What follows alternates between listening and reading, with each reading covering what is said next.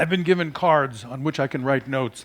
First, I want to thank Giulio for inviting me here. It's always a pleasure to come to Brazil. It's a wonderful country, wonderful people, wonderful nature, wonderful growth, wonderful churrascaria, and absolutely wonderful climate. I'll probably be back. I'll be back in a week and a half, as it turns out. I'm here to sort of open the day and frame the discussion for some of you, and that's going to be very difficult because I'm from a university, and at universities what we do is we talk. If you want us to shut up, you have to pay us more. So I've only got 30 minutes and kind of a lot to say in 30 minutes, so I'm going to try to do it. But I promise I'll be around later as well, so if there's any questions, feel free to ask me. And I feel very good talking to you folks because, strangely enough, there's a lot that I think I have to say that's going to actually resonate and kind of give you something that you can bite back. But first, let me give you my sense of how I view the world. I'm going to do this talk in 3 parts. I'm going to give you a little bit of a framing for how I think the world ought to be looked at, and then I'm going to spend a little bit of time on what the opportunities I think in general in the world of technology and people are today. And finally, I'm going to tie it back to the world of media, because I think the world of media is poised to go through pretty fundamental changes.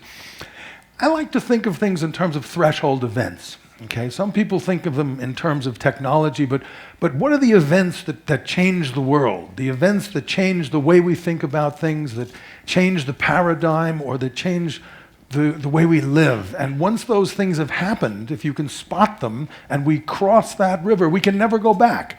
Let me give you an example. One of the things I think of is reading on a screen.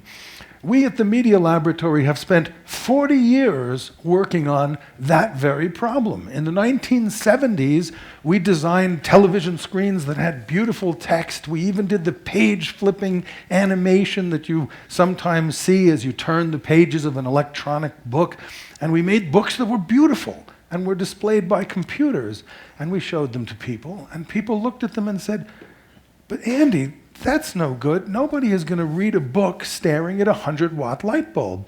And a 100-watt light bulb was what a television screen was effectively like. Well, along came e-ink, also done at the Media Laboratory, and suddenly it wasn't a 100-watt light bulb at all. Suddenly it was a computer that looked like a sheet of paper. And then people started to read books on a screen. And when they read books on a screen, we are never going to go back. Now, that's okay. You may enjoy a book, you may enjoy your newspaper. I'm not going to take it away from you, but you're going to die. And when you do, there's going to be a pile of books on the table in your living room, and your daughter is going to walk in and say, "Oh my God, why didn't Mom just leave me a thumb drive?" Because it's over. Reading books is over. Reading on a screen has changed our lives. That's a threshold event. One in my life that I think is interesting is the notion of a keyboard in an American and perhaps Brazilian living room. This is completely alien to the world of television, and those of you who are old enough might remember 30 years ago, 35 years ago, an executive would not have a keyboard in his office. His secretary had a keyboard, but an executive wouldn't. It changed the face of business when an executive had a keyboard in their office. I don't think the Germans do today. I think they still dictate their memos, and I think their secretaries still print out their email, for all I know. But a keyboard in the living room changes the nature of what television is all about. Suddenly, it's not about a selection device, which is what a remote control is, but it's about an exploration device. And that means that the living room is now a window to explore the world, not to select something that's in front of you. That's a threshold event that won't change things. App stores, a threshold event.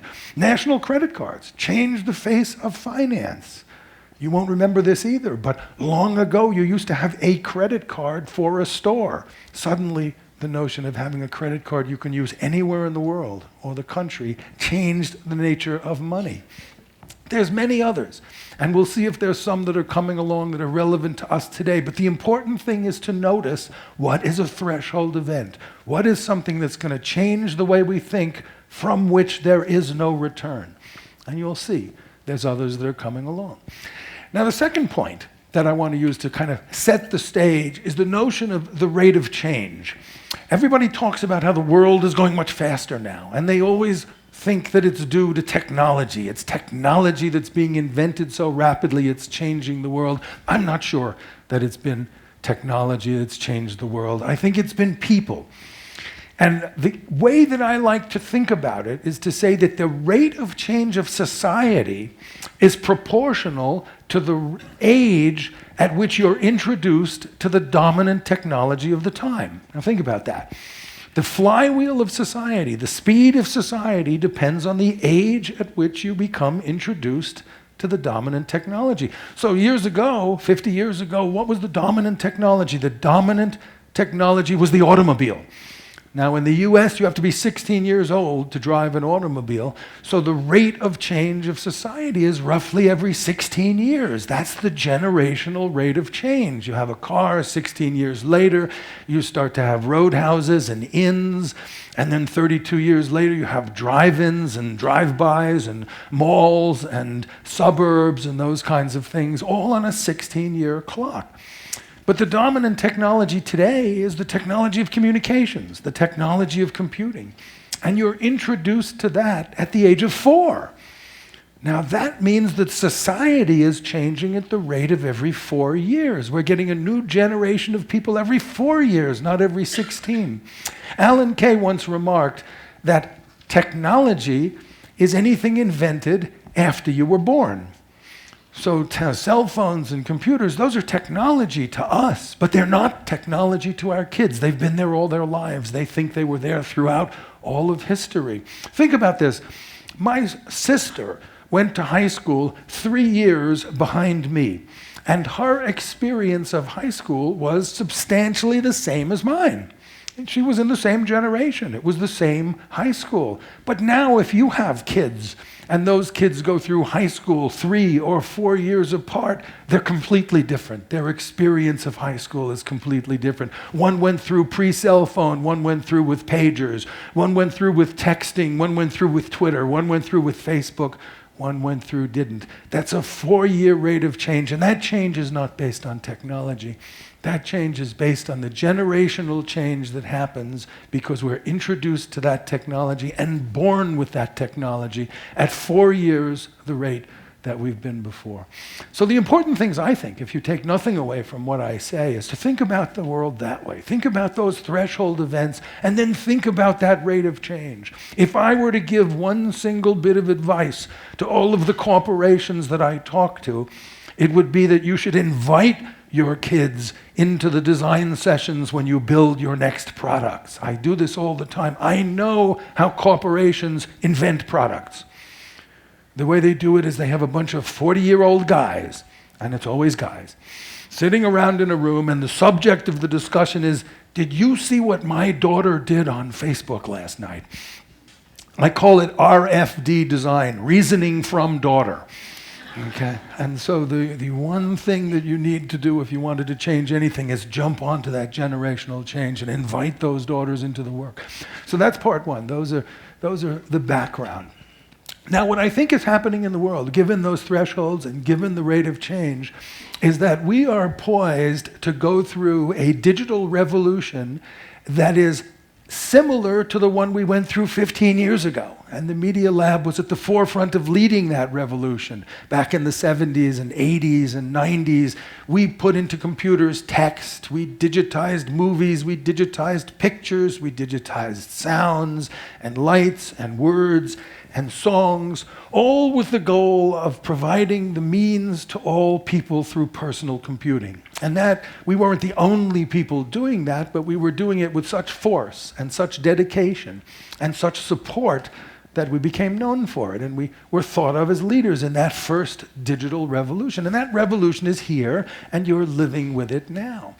I think what's different today is we're poised for a second revolution, and I call it one of digital understanding. And the basis of that is the simultaneous and sudden emergence of 4 things. Now, I think of these 4, but you can add your own. You can think of your own. But what's suddenly changing today in technology, mostly that hasn't been there before is the rapid rise, the rapid emergence, and the simultaneous emergence of four things. And I'll talk about them. The first is analytics, what these days we call big data. Big data is sudden, and it's here, and it's now, and it wasn't as little as 3 years ago. The second is an understanding of people. Okay? Suddenly computers are beginning to understand people and what people do, and that wasn't there 3 years ago. And it's simultaneous and coincident with big data. The third is sensing.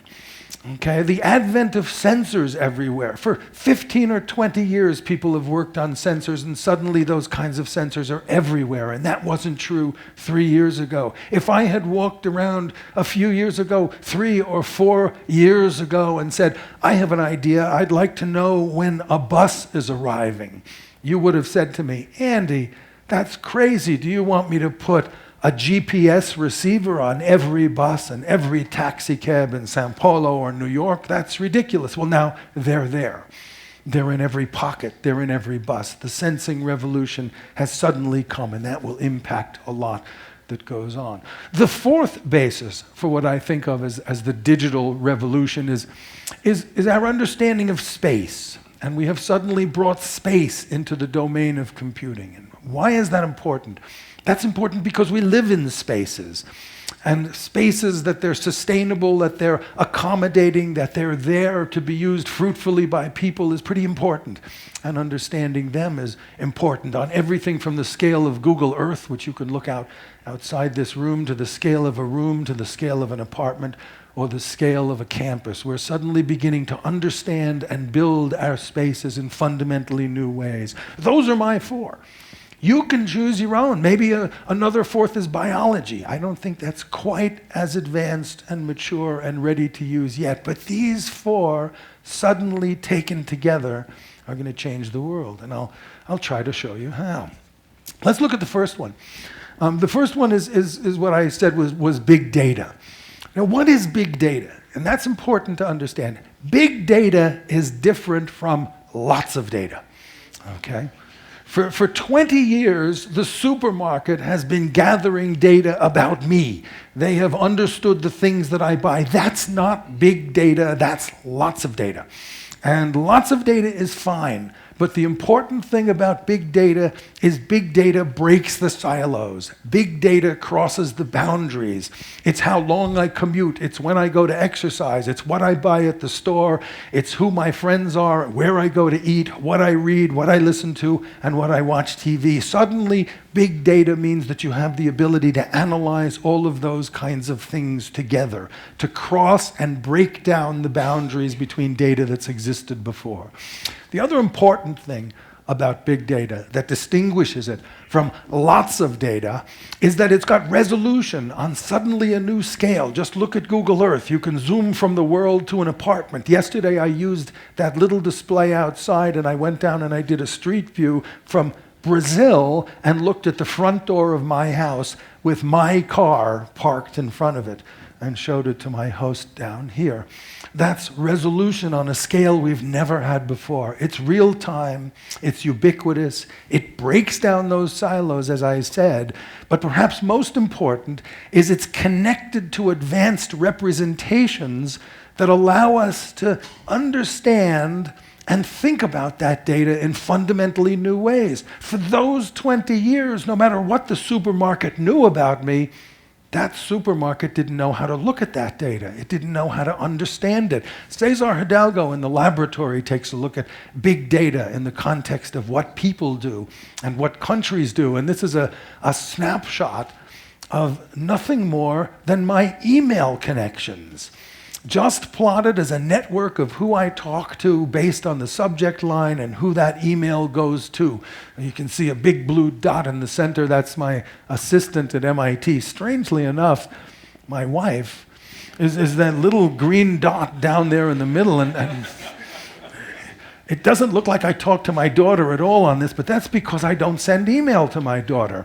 I just text my daughter. She doesn't have the time to read email from me, except a couple of days later. What's interesting about that, though, is not just that it shows who's in my sphere and who's close and who's far, But what's not shown on the slide, but exists in the demos, is there's a slider at the bottom of the screen, and you can use that slider to move forward and backward in time and look at my email for 5 years, 3 years, 10 years, or 2 weeks, a year ago, 2 years ago, or yesterday. And when you move that slider, the bubbles grow and the bubbles shrink, and you can see who I meet and who I talk to and who suddenly becomes a close friend of mine and who I haven't spoken to in years. Now, the next step, of course, is to take that and merge it with the text messages and merge it with the other forms of communications. Then suddenly you have a map of who you talk to that might actually bring my wife back into prominence, and I'm sure she would appreciate that. But that's the point, is that big data changes the way you look at the universe and the way you understand it. And it's accessible to you right now. And I'll return to that at the end and tell you how I think that matters to you. Now, the second thing that I thought was important was sensing. And as I said, the sensing problem has to some extent been solved. Let me show you an example of what this means. One of the graduates of the laboratory, Ben Weber, built a small company called Sociometric Solutions. And what he did was he simply gave people a sensor that they could wear that would expose who they were talking to. Now, we all know who we're sending email to, we all know who we're making telephone calls to, but our face-to-face interactions in an organization are often not plotted. So email's been studied, and we know the people who we make phone calls and emails to, it kind of like diminishes with distance, right? So the closer your office is to somebody else, the more likely you are to talk to them. The farther away it is, the less likely you are. If they're on a different floor, you hardly ever talk to them. Communications in organizations between floors has always been problematic. Well, what Ben did was he gave people a sensor that allowed you to suddenly record those face-to-face interactions. And he tested it out here in a bank in Czechoslovakia. And in 3 different branches in that bank, he plotted the face-to-face interactions over the course of a week or 2 of all the people in the bank. And you can see that they're completely different, by the way. Each one of those banks was designed completely differently. Now, can you guess which one of those 3 branches, with their connections shown there, had the most productivity, where the people were most happy and the branch was working best? They're quite different. Branch 1 turns out to be the winner. Branch 2 is a 2-story branch. And so there's a group of people you can see on the first floor and a group of people on the second floor, and they never talk to each other, but they talk among themselves. Branch 3 was a tight, cohesive group of people, but the newcomers couldn't break into that network and couldn't get integrated in with the bank. And he plotted that simply by putting sensors on the people in the bank. Now, the third leg that I think is important is the leg of understanding people. Roz Picard has been working in the media laboratory for 15 years on understanding your state of affect, your emotional state, whether you're smiling or whether you're frowning. And Roz has built pattern recognition systems that are cameras and things that you wear that kind of expose and make accessible to the computer the basis for making judgments about how you feel. Again, whether you're happy or whether you're sad. She is now able, or at the threshold, of connecting that with the underlying emotion that drives the smiles that you make, that drives the actions that you take, and that drives the way you project yourself on to others. And there's a big difference between a smile and how you feel. You might smile because you're happy. You might smile because you're scared. You might smile because you're surprised. You might smile because somebody just told you a joke. Understanding the difference between those is the difference between the picture of a smile and the emotion that drives that smile. And the computer is suddenly able, or just about becoming able, to understand the emotions that drive those kinds of things. That's important. And space, likewise, as I mentioned before. Our ability to function in space. 50% of the people in the world live in cities today, and 90% of the growth in the foreseeable future is likely to be in cities. How we organize those spaces, how we make them functional and sustainable so that it takes me less than 2 hours to get from the airport to here. in rush hour is one of the things that suddenly is becoming mature. And we're building new vehicles, we're building new houses, we're building new campuses, and we're building new organizations to kind of understand that. Now, what does the confluence of those four things mean? Well, I'll give you a couple of examples. Google's driverless vehicle is a perfect example of those. Google built a car, and if you ask them why they could do it, and why it hadn't been done before, it's not because there was a magical algorithm for driving that Google invented. It was Street View. The car drives down the street using basically a better version of Street View than you can see outside that fills in the gaps in the map, and that's an understanding of space. It's got sensors, so it can tell when there's people around it, and it understands the data that's associated with it. So it's a combination of understanding space. There's not a lot of psychology in there, but it's space, it's sensing, and it's data that suddenly allows you to build a car that doesn't have a driver. That's something one couldn't have done 7 years ago. In fact, 7 years ago, the Defense Department funded an activity to get people to build a car that could drive 7 miles through the desert without a driver. And that was done 7 years ago. Then through a simulated urban area without a driver, and that was done shortly thereafter. And Google has 500,000 miles on cars that don't have drivers, and they're about to be licensed in several parts of the United States. That's sudden, and that's due to the emergence of these four things. If you get closer to the world of media or the world that you live in, I think that there are perfect examples like EchoNest and Bluefin, both spin-offs from the Media Laboratory. EchoNest was a company that took two kids that were graduates. One of them was good at understanding English. The other was good at understanding music. So he could build a computer program that could listen to music, and it would understand whether there was someone singing, whether not, whether the beat was fast, whether the beat was slow, the timbre, and the genre. And the other one understood and scraped the web to see what people were talking about when they talked about music. The first big data company that combined media and data about those media. Put those two things together, and suddenly you understand what people's likes are and how to relate those likes and dislikes in music to almost everything else. And music, what you listen to, is not just about songs, it's a window into your soul. If I know what you're listening to, I probably know how old you are, I probably know your sex, I probably know whether you're married, I probably know how rich you are, I probably know where you work, and I could go on and on. And right now they're the engine that drives Spotify, but that's the first example of using that confluence of data and sensing and understanding in people to try and build something different. Another spin-off, Bluefin, did the same thing with television.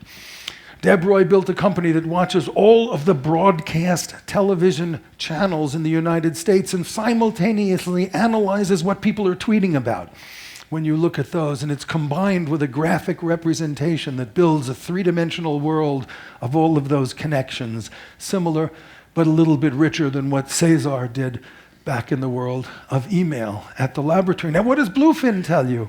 Bluefin tells you what's on TV and what people are thinking about that. Now, we all know that TV is kind of obsolete, and we all know that nobody watches advertisements anymore on TV. We kind of skip through those, and we all watch TV on the network. We don't turn on that same kind of tube. But Bluefin shows you how to reach the person that you're trying to reach. And maybe that ad isn't going to be embedded in a television show. It might be paid for by that television show, but delivered via Twitter or delivered via different media entirely. And that's all because of that world of data and that world of understanding and that world of sensing and that world of spaces. Now, we're doing a little bit of work at the laboratory now on what we think of as changing or transforming the world of media and the world of television. So I have a couple of students working on it. It's funny, but I find myself watching TV now. And I have to admit, I'm one of the 6 people in Cambridge, Massachusetts, who admits that they watch television. Okay? Very few people near universities and university towns will admit to watching TV, but suddenly television has I think, started to become a little bit better than ever. So So I thought about that for a bit, and I said to myself, you know what? After 30 years of kind of declaring television as being dead, and I literally did this. I worked on interactivity. I did things very much like Street View in the 1970s and the 1980s. And in 1982, I went down to New York and I addressed the vice presidents of CBS, back when there was a CBS, when it was a super large network. And I told them, television is dead. Tear down your antennas. Let me show you what the future's like when you have computing in your TV and you can decide what to watch. And CBS had an answer for that. They said, Lippman, we're going to be broadcasting television long after you're dead. So get lost. Well, I'm not dead yet. And they're threatening not to broadcast television in the United States, believe it or not, simply because of a little Supreme Court case that went on last week, and I'll be happy to talk about that during lunch. But narrative entertainment is the kind of thing that has legs. It's been around for 3,000 years, probably more than that, and so I'm starting to enjoy it on TV now. But there's also news, there's also sports, there's also kinds of functions of that. So we took a look at the students and we said, can we think about this a new way? Because we all know that none of you kids watch TV the way our parents do. We don't think of television as television. We think of content, we think of the media, but it's not like my father in the 1960s. He came home from work at 6 o'clock and turned on the news with Huntley Brinkley or Walter Cronkite and then watched Maverick or a program after it where the medium and the content were associated with each other. Nowadays, nobody thinks about it that way. They think about the media and the content, and they use it in whatever form or format that's convenient that they like for themselves. Some people in the TV industry call that kind of thing the second screen. Now, what's different about television from all other media? Well, most other media is released or published. So a movie comes out at a given time, and maybe everybody watches it at midnight that first night. A magazine comes out at a time. It's published, it's issued, it's released. Scheduled television broadcasting is the only one left where there's a schedule and a program goes on and then it goes away. So when you're told that a telenovela is on a Tuesday night at 9 o'clock, what you're really being told is at 10 o'clock it's off and it's gone. Well, let's make believe that's not true. Let's make believe that telenovela is published at 9 o'clock. Now suddenly all of video's narrative entertainment is the same as every other media, which is the same as the way it's consumed by modern kids today. So let's wind the clock back to 1995 and see if we can reinvent a browser. Now in 1995, the browser was invented for the web, which existed before the browser. And the web was mostly text with a few pictures. So the browser was a good way to look at different windows and navigate through that text. But now 50% of the bits that are flowing through the internet are media bits. So what would we do if we invented a browser? Well, here's a first stab at what we did. We call it a media matrix, and it kind of unifies all of those media put together. At the top, there's a track. We call them tracks instead of channels. There's one track that's HBO, another that's AMC. You might have one that's CBS, if there is a CBS. We'll see how long I live. But there's other tracks. There's tracks that are magazines. Because who looks at television today? We look at content, and we look at programs, we look at magazines, we look at newspapers. And then there's a track that you can barely read it called the Savannah track. And that's one of the students in the program. And Savannah puts up a track of the programs that she's intending to watch. And now suddenly that browser allows me to move a program that I'm interested in down to the Savannah track and suggest that she watch it. And maybe we'll watch that kind of thing together. So can we reinvent a browser that reinvents television? And I suspect that we can. Now, underneath that, we have systems and programs that analyze that media and look at it frame by frame and tell you how many people in it, who those people are, and what other people are watching. And we put that together to allow you to look at the news from the web, from video, from newspapers, from magazines, and zoom and pan and scan and look at what the trending topics are. And for those of you who are interested in creating the trending topics, we built a system that allows you to grab under program control, bits and pieces of news, and make up your own television program. The goal is for you to build your own version of the World Series or the World Cup. And if you like to follow one player, you can bring in your own archive footage of that and make up your own perspective on the game and not be more than 5 seconds behind real time. So suddenly, instead of having one way to look at a game or an event or something that gathers us together, you have several of those kinds of things all put together. So where do we go from that? I think the world of media is going to be broken down, and its scheduled, exclusive, and segregated notion, especially with television, is going to completely disappear. The second thing that's going to go away is the notion that it's all about content. What's different about media today than ever was true before? In the past, the world of media did not have control over the platform on which that media was enjoyed. So if you wanted to put something in your newspaper that couldn't be printed on a press, you couldn't do it. If you wanted to put something on a television screen that didn't work with the set-top box or the antenna, you couldn't do it. But now suddenly you can, because the device by which that media is engaged is a computer. It's a computer in your pocket or a pad that you carry or a computer on your desk, which means that it's the combination of the content and the program that's now the magic. One of the best companies that understands this that I just visited in New York is Bloomberg. Bloomberg is a company that creates news, it deals with finance, but it also deals with technology. And it deals with each one of those equally. So the content, the finance, and the technology that gets that to you is under development with equal emphasis and equal force at all. It's not about content.